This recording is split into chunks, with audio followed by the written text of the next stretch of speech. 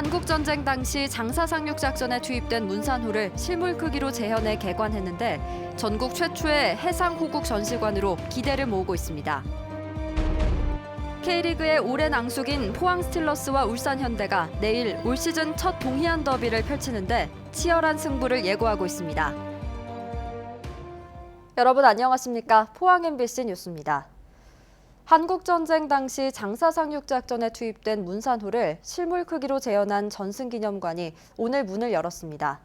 하자 보수를 둘러싼 법적 분쟁으로 개관이 4년이나 지연됐는데 국내 유일의 해상 호국 전시관으로 운영됩니다. 한기민 기자가 보도합니다. 70년 전 학도병들이 나라를 위해 목숨을 바쳤던 영덕군 장사리 해안에 당시 상륙함인 문산호가 실물 크기로 재현됐습니다. 인천 상륙작전을 앞두고 적을 교란하기 위해 희생을 무릅쓰고 감행된 장사 상륙작전을 기리는 해상 전승 기념관입니다. 내부에는 장사 상륙작전과 관련된 사진과 문서 등 다양한 자료가 전시돼 있고 당시 전투 상황을 느낄 수 있는 입체 모형과 영상관도 갖춰졌습니다. 장사리 백사장을 재현한 전시실에는 학도병 등 참전용사 718명의 이름이 하나하나 모래 위에 쓰여져 있어 관람객들을 숙연하게 합니다. 북한군이 찾으러 왔을 때 저랑 비슷한 나이 학생분들이 몸을 희생하셔서 나라를 지키기 위해 노력하신 거에 감회가 새롭고 마음이 아프고 감사한 것 같아요. 영덕군이 324억 원을 투입한 문산호 기념관은 지난 2016년 제작됐지만 하자 보수를 둘러싸고 시공사와의 법적 분쟁으로 4년 만에야 문을 열었습니다. 장사 상륙작전 당시 초등학생으로 직접 전투를 목격했던 팔순의 주민은 감회가 새롭습니다. 학도병들의 죽은 시체를 그래도 묻지도 못하고 그냥 꺼다 놓고 그냥 가고 이런 우리나라를 위해 가지고 죽은 영혼들인데 우리나라 국민들이 다 영혼들로 잊지 말고 오래오래 기억하고 살았으면 좋겠습니다. 영덕군은 장사상륙작전 전승기념관을 학도병들의 숭고한 희생정신을 널리 알리는 호국안보체험장으로 운영할 계획입니다. 인천 상륙작전은 희생자가 사망자 수가 29명이고 장사 상륙작전은 139명이었습니다. 그만큼 큰 희생을 치른 것으로 특히 꽃다운 나이에 희생한 학도병들의 그 희생을 잊지 않는 곳이 될 수 있도록 영덕군은 장사 상륙작전 전승 기념식이 열리는 오는 9월 14일 정식 개관 행사를 개최할 예정입니다. MBC 뉴스 한기민입니다. K리그의 오랜 앙숙으로 여겨지는 포항 스틸러스와 울산 현대 간 올 시즌 첫 동해안 더비가 내일 오후 7시 스틸야드에서 펼쳐집니다. 양 구단의 자존심이 걸린 K리그 최고 라이벌전인 만큼 치열한 한판을 예고하고 있습니다. 박상환 기자가 보도합니다. 30도를 훌쩍 넘는 더운 날씨에도 선수들이 땀을 흘리며 전술 훈련에 임하고 있습니다.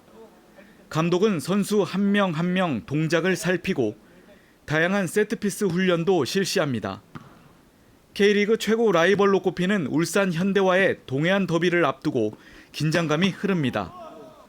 얼마 전 첫 골을 기록한 이승모 선수는 한일전에 임하는 각오로 동해안 더비에서도 기회를 잡고 싶다고 밝혔습니다. 오히려 더 경기 플레이에 좀 부정적으로 영향을 끼칠까 봐 일부러 더 생각 안 하고 있고 그냥 제 위치에서 출전하게 된다면 제 위치에서 그냥 저의 임무만 100%로 하려고 노력하고 있습니다. 동해안 더비로 불리는 두 팀의 대결은 올 시즌 처음이자 통산 165번째. 지난해까지 총 164차례 맞대결에서 포항이 61승 50무 53패로 근소하게 우위를 점하고 있습니다. 무엇보다도 울산은 지난 2013년과 2019년 두 번이나 시즌 최종전으로 열린 동해안 더비에서 포항의 패에 우승을 놓친 아픔이 있습니다. 포항은 지난해 마지막 동해안 더비의 기운을 이어간다는 각오입니다. 작년에 제가 감독하고 동해안 더비를 4차례를 치렀습니다. 근데 3승 1패를 했어요. 그중에 작년에 울산이 5번을 졌는데 저한테 3번을 졌거든요. 그만큼 저는 울산전에 대해서 걱정은 되지만 사실 자신감은 있다고 생각을 합니다. 이번 경기에서는 득점 랭킹 1위인 울산 주니오와 2위인 포항 일류첸코의 대결에도 관심이 쏠리고 있습니다. 포항은 2승 1무 1패, 승점 7점으로 현재 4위를 기록.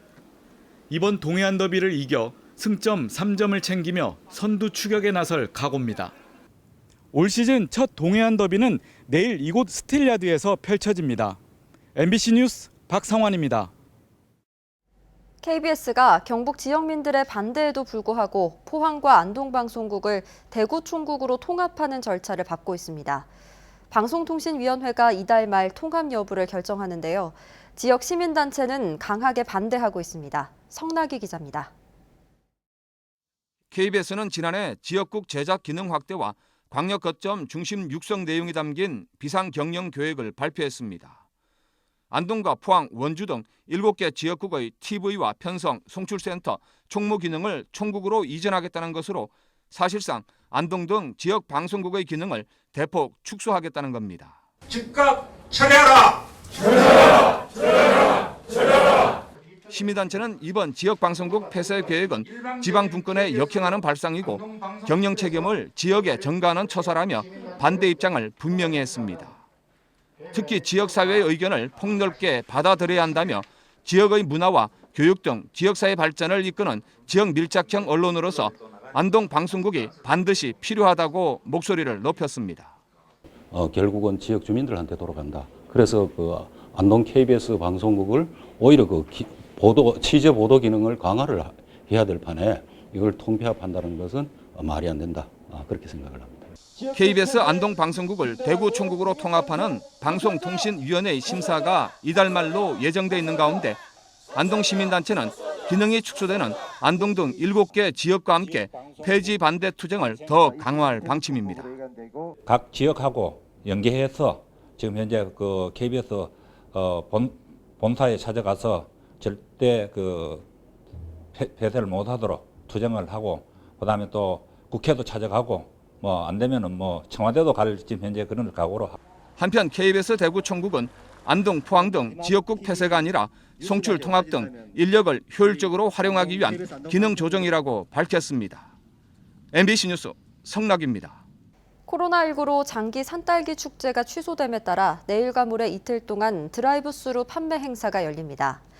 장기 산딸기 농가들은 토요일과 일요일 이틀 동안 장기면 봉산 극기체험센터 앞 도로변에서 신선한 산딸기 8톤가량을 비대면 방식으로 판매할 예정입니다.